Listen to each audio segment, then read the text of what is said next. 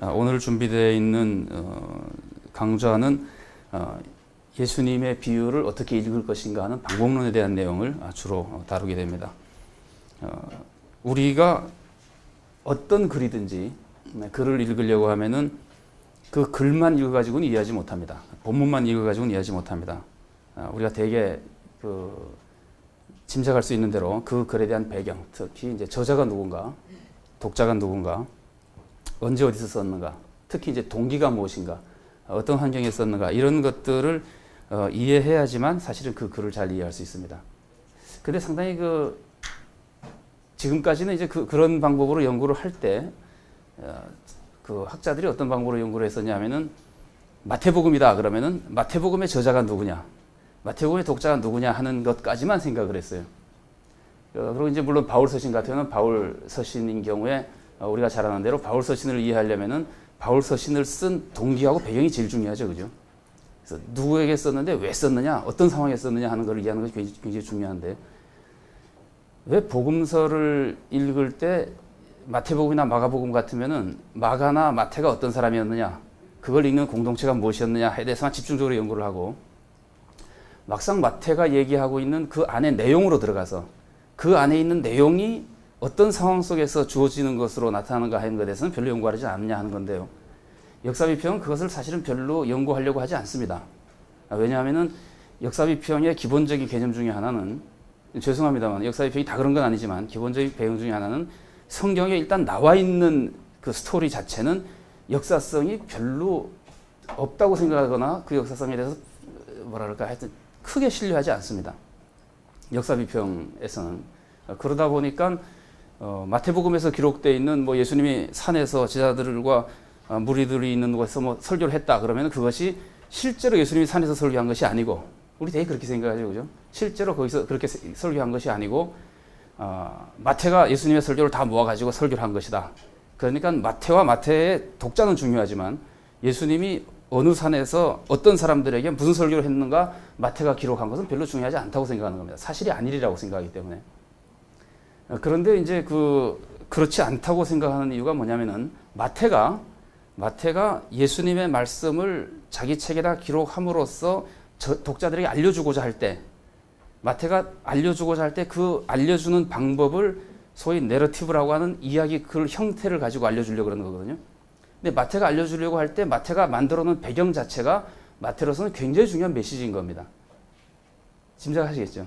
마태가 얘기를 하는데 그냥 이래라 저래라 얘기하는 것이 아니라 예수님이 이런 곳에서 이런 사람들에게 이런 목적을 가지고 이런 말씀을 했습니다 하고 알려주면은 그 배경 자체를 이해하고 마태가 말한 예수의 말씀을 이해해야지 마태가 말하려고 하는 내용까지도 제대로 이해할 수 있다는 얘기예요.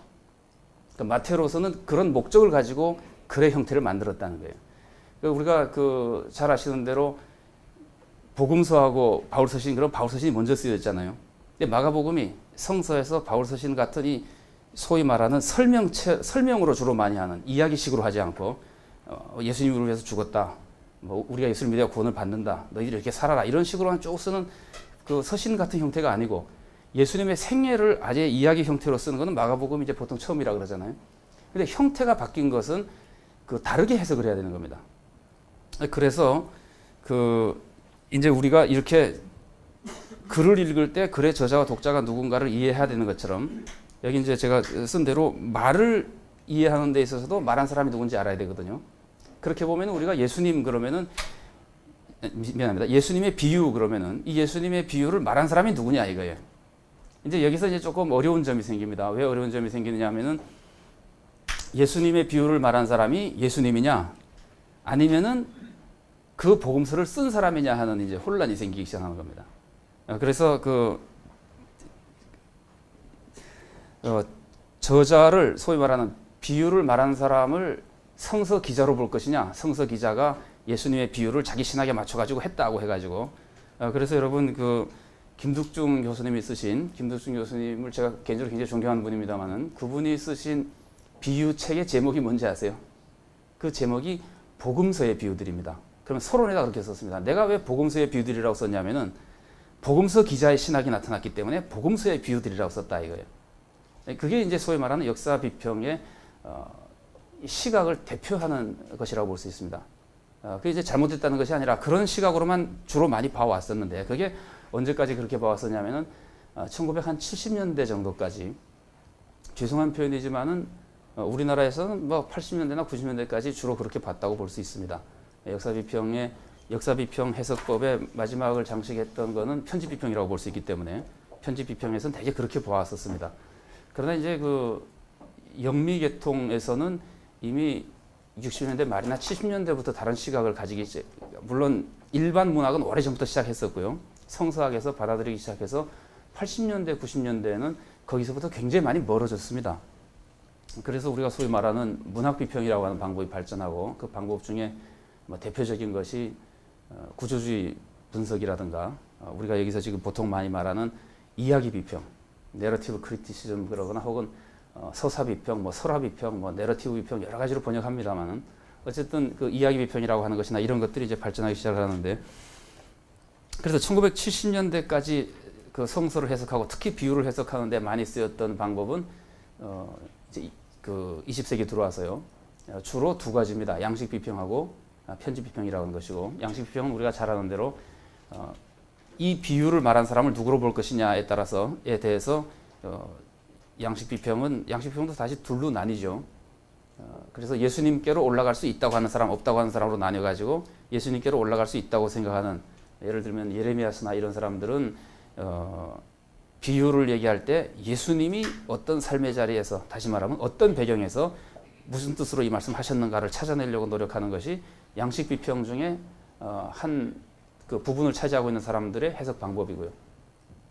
그러면 양식 비평학자들 중에 예수님께로는 절대로 올라갈 수 없다고 하는 사람들, 워낙 신학화되어 있기 때문에 예수님께로 올라갈 수 없고 예수님 이후에 초대교회의 구전 단계밖에 모른다. 그런 사람들은 결국은 비유를 초대교회 구전 단계에서는 어떤 상황에서 말했겠냐. 소위 우리가 말하는 삶의 자리라고 하는 걸 찾잖아요.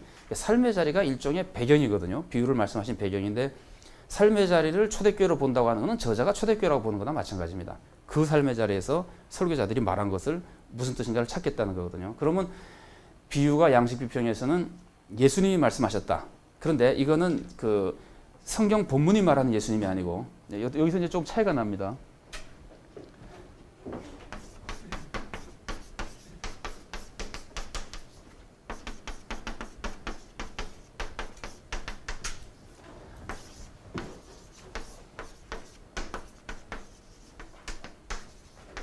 요거는 우리가 잘 아는 대로 그냥 성서 기자들이죠. 이렇게 역사비평에서 그 최근까지 발달한 역사비평에서 비유를 해석하는 방법이 이렇게 셋으로 나뉘어지는데요. 예수님이 비유를 말씀하신 그 비유의 뜻을 찾아내자. 이게 양식비평 해석 방법인데 요 예수는 어떤 예수님이냐면은 역사적인 예수님입니다. 실제로 예수님이 어떻게 말씀하셨는가를 찾자는 겁니다. 성경 본문에 있는 그 본문에 나오는 비유를 보는 것이 아니고 이 사람이 예수님이 말씀하신 비유를 잘라내고 고치고 해가지고는 원래 걸 찾아내가지고 이제 연구하는 것이 양식 비평에서 이 역사적 예수님이 말씀하신 걸 찾는 것이고요. 여기까지 도저히 갈 수 없으니까 우리가 찾을 때는 거기까지 가지 말고 초대교회가 해석한 것을 찾자고 하는 것이 이제 양식 비평 중에 초대교회가 말하는 이거 다 역사적인 것들입니다. 그다음에 이제 편집 비평은 이것이 중요한 것이 아니고 구전 단계에서 초대교회가 뭐라고 했던가 아니면 예수님이 원래 뭐라고 했느냐는 중요한 게 아니고 왜냐하면 우리 잘 찾을 수도 없고 실제로 최종적으로 기자가 쓸 때는 자기의 신학을 가지고 썼기 때문에 이 사람의 신학을 가지고 썼기 때문에 이 사람의 신학을 찾아내는 것이 좋은 것이다. 그래서 이런 각도에서 예를 들어 마태복음 같으면 마태가 이 비유를 쓸 때는 어떤 상황에서 원래 자료를 어떻게 고쳐가지고 썼겠는가 이래가지고 이제 연구하는 것이 편집 비평에서 비유를 해석하는 방법이라고 볼 수 있습니다. 그런데 도대체 예수님의 비유를 말씀하신 분을 누구로 볼 것이며 배경을 어떻게 볼 것이냐는 거에서 이런 방법만이 제일 좋은 방법이겠냐는 거에 제가 처음에 서론적으로 좀 말씀드릴 때 말씀드렸습니다만은 같은 우리가 지금 성경을 해석할 때의 성경은 교회에서는 특히 더 그러겠습니다만은 성경 본문을 변형시켜 가지고 해석하지 않으시죠. 교회에서 설교하실 때. 이거 역사적으로 볼 때 요거는 조금 고친 거기 때문에 원래 것을 우리가 찾아 가지고 보면은 이렇게 해석해야 됩니다. 이렇게 설교하지 못하죠. 그죠? 그렇게 설교하면 당장 이단이라고 찍힐 가능성이 있죠. 왜냐하면 우리가 신앙 고백한 거는 최종 본문이 하나님 말씀이잖아요. 우리가 신앙 고백한 거는 최종 본문 이전의 단계를 불투만히 찾아내는 게 최종 성경 하나님 말씀이 아니고 그건 불트만의 말이고 다른 사람들도 다 마찬가지죠.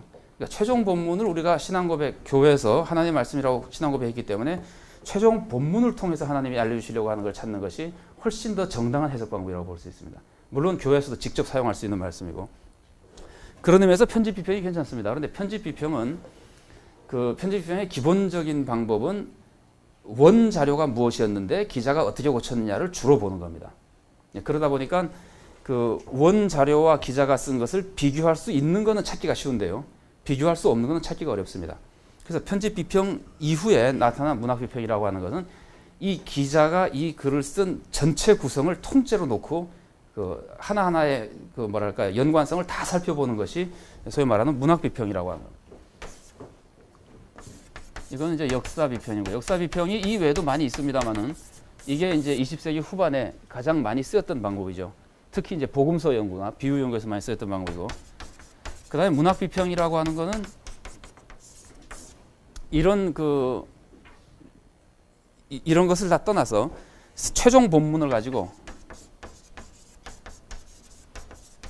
최종 본문을 완전히 통일성 있는 하나의 완결된 자료 같은 건 전혀 살펴볼 필요도 없이 완결된 글로 보고 그걸 가지고 이제 직접 해석하고 연구하는 겁니다. 그러면은 편집 비평하고 비슷한데 편집 비평도 최종 본문을 보기 때문에 편집 비평은 변형 사항이나 이런 거 부분적으로만 보는 데 반해서 문학 비평은 작품 전체를 통일성 있게 연관 서로 상호 간의 관계를 문단 간의 관계를 다 연구하면서 살펴보는 것이 문학 비평이라고 볼 수 있습니다.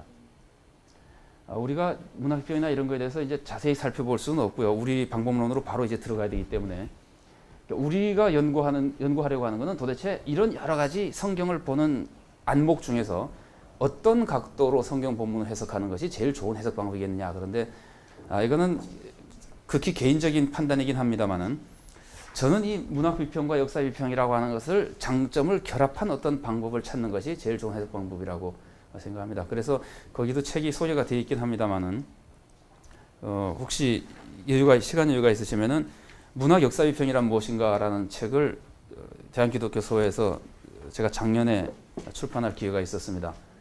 혹시 보신 분이 있으신지 모르겠습니다만은 굉장히 쉽게 썼습니다.